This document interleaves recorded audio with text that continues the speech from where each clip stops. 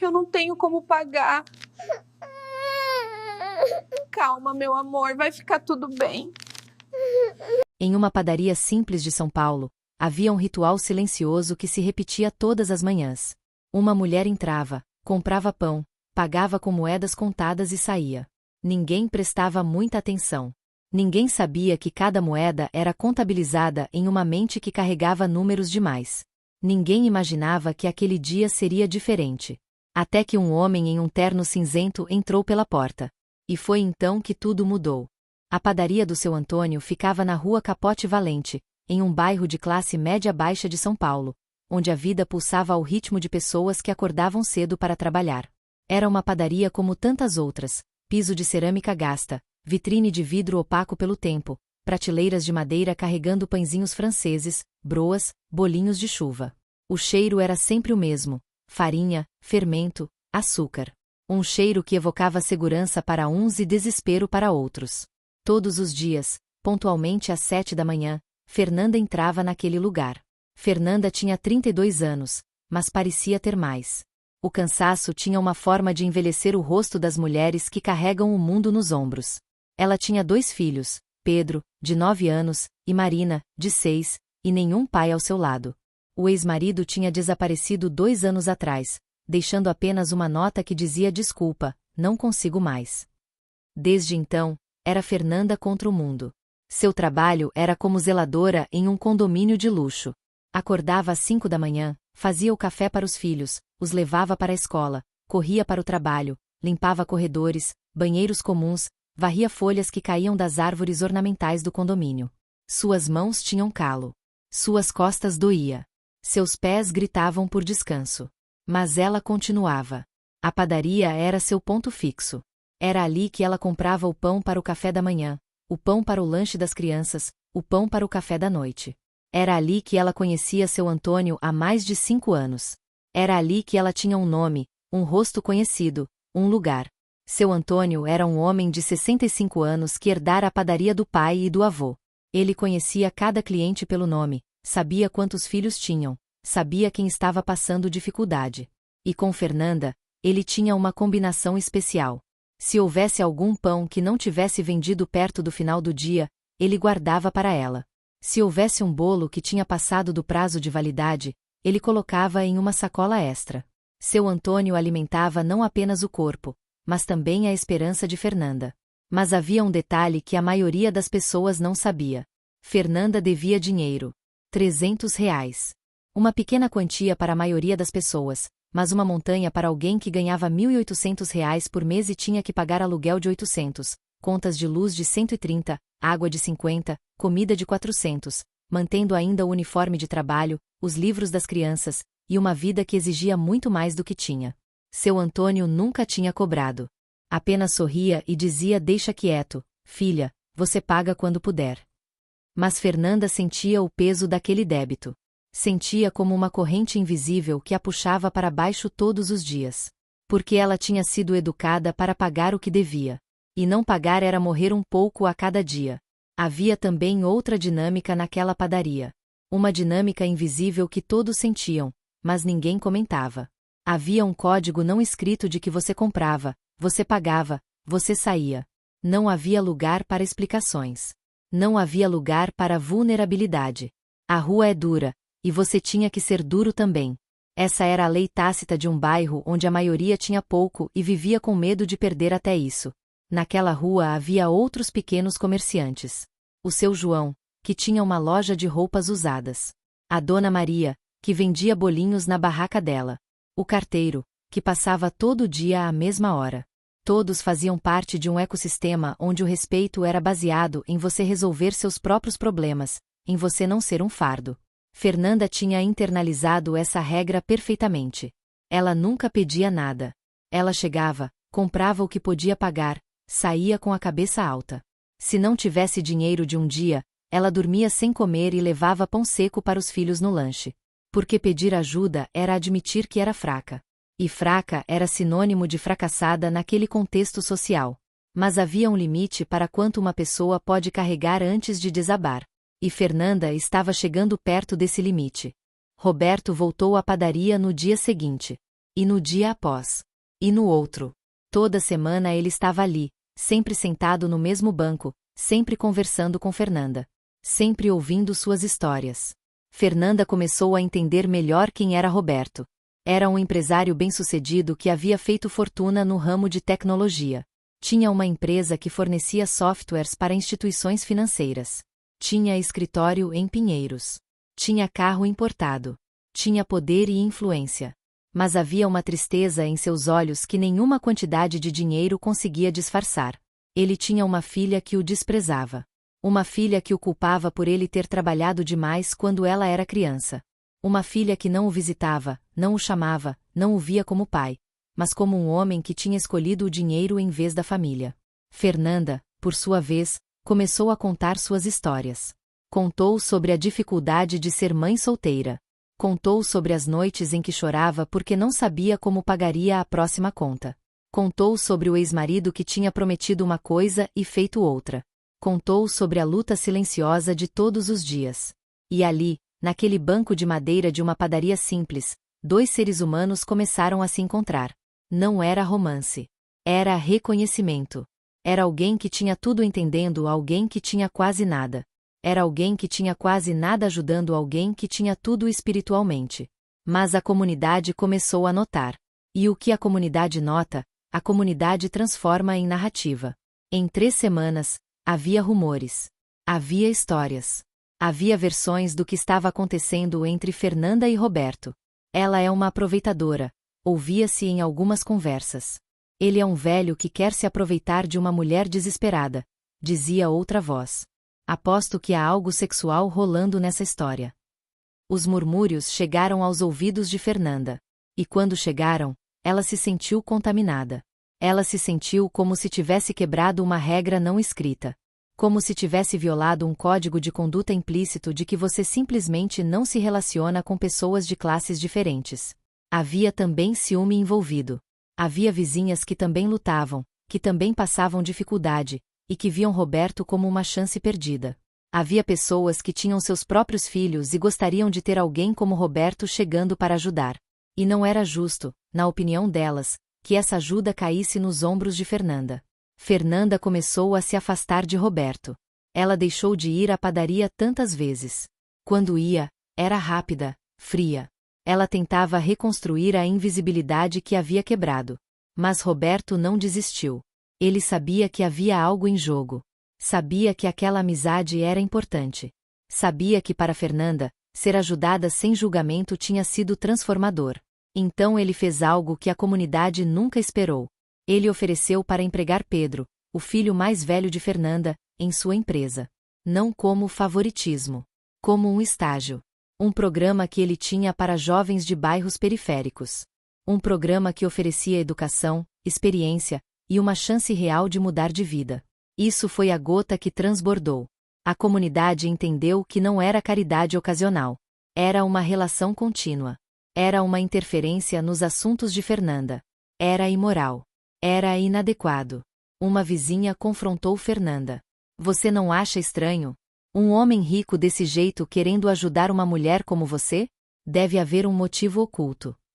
Fernanda respondeu com uma clareza que tinha estado guardada. Se ele quisesse me prejudicar, ele podia ter feito há muito tempo. Se ele tem maldade, ele não precisa disfarçar de bondade para descobrir. Eu prefiro acreditar nas ações do que nos sussurros da inveja. E essa resposta ecoou no bairro. Porque era verdade. E a verdade tem um peso que as suspeitas não conseguem carregar. Pedro começou o estágio na empresa de Roberto. Era um menino de 9 anos, inteligente, que adorava números e computadores, mas que nunca tinha tido acesso a nada além da escola pública. Roberto o colocou sob a orientação de um de seus melhores programadores. E Pedro floresceu. Em 6 meses, ele tinha aprendido mais do que teria aprendido em 3 anos de escola regular. Seus olhos brilhavam de uma forma que Fernanda nunca tinha visto. Havia propósito ali. Havia direção. Havia um futuro que podia ser visto, tocado, construído. Marina, a filha mais jovem, começou a receber aulas de reforço de uma professora particular que Roberto contratou. Marina tinha dificuldade com leitura, e ninguém na comunidade tinha recursos para ajudar. Mas em poucos meses, ela começou a ler. Começou a entender. Começou a sonhar com livros e histórias de uma forma que apenas crianças que têm esperança conseguem fazer. A vida de Fernanda começou a se transformar.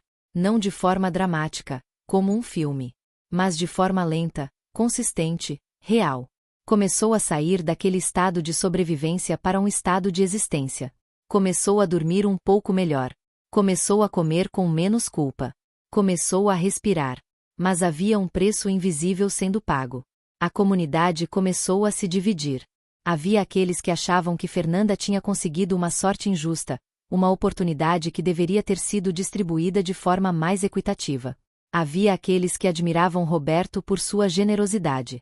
Havia aqueles que ainda suspeitavam de motivos ocultos, de relacionamentos que iam além do que era aparente. E havia seu Antônio, o padeiro. Seu Antônio viu uma transformação em Fernanda. Viu uma mulher que estava começando a acreditar que podia ter mais. Viu uma pessoa que estava deixando de ser apenas uma sobrevivente para ser uma vencedora. E seu Antônio entendia o que estava acontecendo. Não era exploração. Era a redenção. Um dia, seu Antônio chamou Fernanda ao lado. Você sabe por que aquele homem faz tudo isso? Perguntou. Não sei, respondeu Fernanda honestamente. Às vezes eu fico pensando a noite toda sobre isso. Eu acho, disse seu Antônio, que ele vê em você a chance que gostaria de ter tido com a filha dele. Eu acho que ele está tentando consertar algo que está quebrado dentro dele e ajudando você a consertar algo que estava quebrado em você.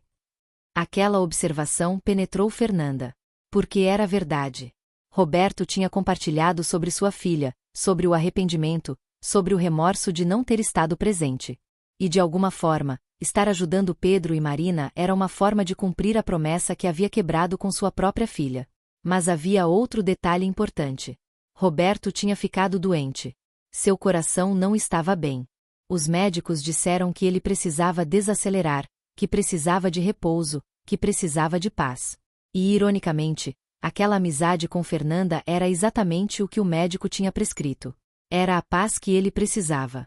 Havia também uma reviravolta que ninguém esperava. A filha de Roberto, ao saber sobre seu envolvimento com Fernanda e seus filhos, começou a reconsiderar sua posição. Começou a entender que seu pai não era um homem perdido em ganância. Era um homem que tinha ganância por estar perto de pessoas que amava. E quando ela viu como ele estava transformando a vida de Fernanda e seus filhos, algo em seu coração começou a derreter. Ela entrou em contato com o pai. E pela primeira vez em 5 anos, pai e filha conversaram. Não foi imediata a reconciliação. Mas foi o começo. 2 anos depois. Pedro tinha 14 anos e era estagiário em tempo integral na empresa de Roberto. Ele tinha aprendido programação, tinha ganhado exposição a pessoas e ambientes que mudaram sua perspectiva de vida, e tinha começado a entender que havia caminhos para sair da pobreza além de trabalhos manuais. Seu futuro já não era um ponto de interrogação. Marina tinha 10 anos e estava no topo de sua classe. A professora de português tinha dito a Fernanda que Marina tinha uma qualidade especial de expressão, de imaginação. Que ela tinha potencial. Marina queria ser jornalista. E Roberto, sem que ninguém pedisse, tinha começado a levar Marina em visitas a estações de TV, a apresentar a vida por trás das câmeras, a mostrar que os sonhos eram possíveis. Fernanda tinha promovida na empresa onde trabalhava. Não apenas por mérito próprio, embora ela tivesse bastante. Mas também porque Roberto tinha usado sua influência para abrir portas. E Fernanda tinha caminhado por essas portas com sua própria força. Agora ela ganhava o dobro do que ganhava antes. Agora ela tinha um apartamento próprio em um bairro melhor. Agora ela dormia sem medo de não ter o suficiente. Mas o mais importante era algo que não poderia ser medido em reais ou em avanços de carreira. Era a mudança na forma como Fernanda se via. Ela tinha deixado de ser uma vítima de circunstâncias. Tinha deixado de ser alguém que acreditava que merecia apenas o mínimo. Tinha deixado de ser invisível. A comunidade também tinha mudado. Quando viram que Fernanda não tinha sido explorada, mas elevada, quando viram que seus filhos estavam tendo oportunidades reais, quando viram que ela não havia abandonado seus valores, mas os mantido enquanto recebia ajuda, a narrativa mudou. O que havia sido sussurrado como escândalo agora era sussurrado como inspiração. Seu Antônio tinha se aposentado. Vendeu sua padaria para um rapaz mais jovem, mas não antes de colocar um retrato na parede da padaria. Era uma foto dele, de Fernanda, de Roberto, de Pedro e de Marina. Com uma placa que dizia: "Aqui nasceu uma amizade que mudou vidas." Roberto tinha se recuperado. Seu coração estava melhor. Os médicos disseram que não foi a medicina que o salvou, mas o propósito. Ter alguém para ajudar, ter um motivo para acordar que não fosse apenas acumular mais dinheiro, tinha regenerado seu desejo de viver. E sua filha? Ela tinha finalmente visitado a empresa de seu pai. Tinha conhecido Fernanda. Tinha brincado com Marina. Tinha conversado com Pedro sobre seus sonhos de programação. E naquele momento, algo muito importante aconteceu. Ela entendeu que seu pai não era um homem perdido. Era um homem que finalmente tinha encontrado o norte novamente. "Desculpa, pai", disse ela, com lágrimas nos olhos. "Desculpa ter levado tanto tempo para entender." Roberto a abraçou. E naquele abraço estava toda a redenção que ele precisava. Toda a chance segunda de ser pai. Fernanda, observando essa cena, sentia uma gratidão que não cabia em palavras. Não era gratidão por ter recebido dinheiro. Era gratidão por ter sido vista. Por ter sido reconhecida como um ser humano digno de atenção e cuidado.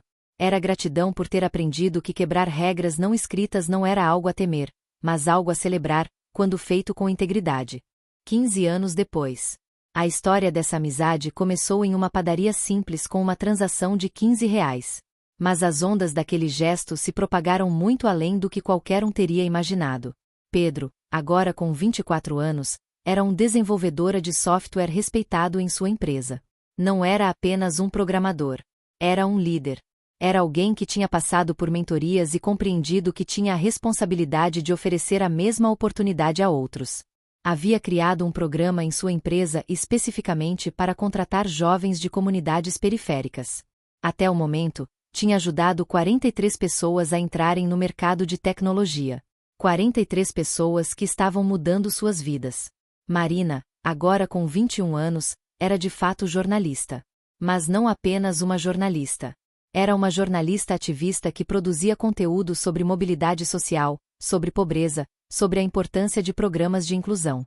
Seus documentários haviam sido exibidos em festivais de cinema. Seus textos eram publicados em revistas de grande circulação. Ela estava usando sua plataforma para contar histórias como a sua e a de sua mãe. Histórias de transformação. Fernanda tinha se tornado gerente de recursos humanos em uma grande corporação. Mas não era um cargo vazio. Ela tinha transformado o departamento de RH da empresa em um centro de inclusão.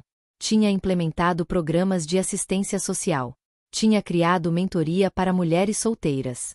Tinha feito com que a empresa passasse a contribuir voluntariamente para comunidades periféricas. Sua história de vida tinha se tornado sua ferramenta mais poderosa de liderança.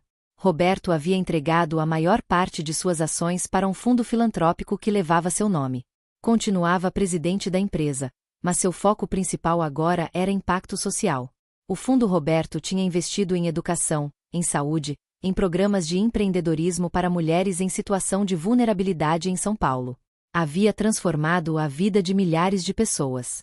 Mas havia um detalhe que poucas pessoas conheciam. Roberto tinha adotado Fernanda e seus filhos. Não legalmente no sentido tradicional, mas de forma profunda e verdadeira.